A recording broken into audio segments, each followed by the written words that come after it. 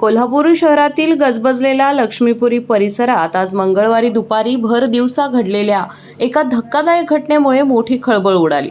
संतापलेल्या एका तरुणाने थेट स्वस्तिक हॉटेलमध्ये जोरदार तोडफोड केली। या घटनेमुळे काही काळ परिसरात भीतीचं आणि तणावाचं वातावरण निर्माण झालं होतं। मिळालेल्या माहितीनुसार दुपारी सुमारे 12 वाजण्याच्या सुमारास संबंधित तरुण प्रचंड रागात लक्ष्मीपुरी परिसरातील स्वस्तिक हॉटेल समोर आला। हॉटेल मालकाच्या नावाने जोरजोरात आरडाओरड करत त्याने अचानक हॉटेलवर हल्ला चढवला।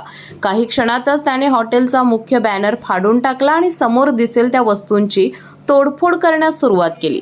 हॉटेलमधील टेबल, खुर्च्या यांच्यावर मोठे दगड फेकण्यात आले। यामध्ये हॉटेलचे मोठ्या प्रमाणात नुकसान झाले आहे।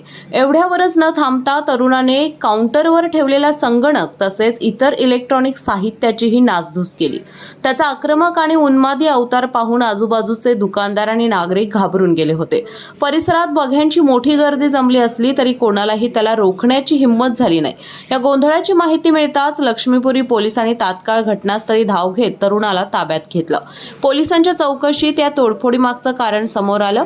संबंधित तरुणाने आरोप केला की हॉटेल मालकाने त्याच्या घरातील एका महिलेला अश्लील मेसेज पाठवले होते। कौटुंबिक सन्मानाला धक्का लागल्याच्या रागातूनच आपण हे कृत्य केल्याचं तो पोलिसांसमोर ओरडून सांगत होता।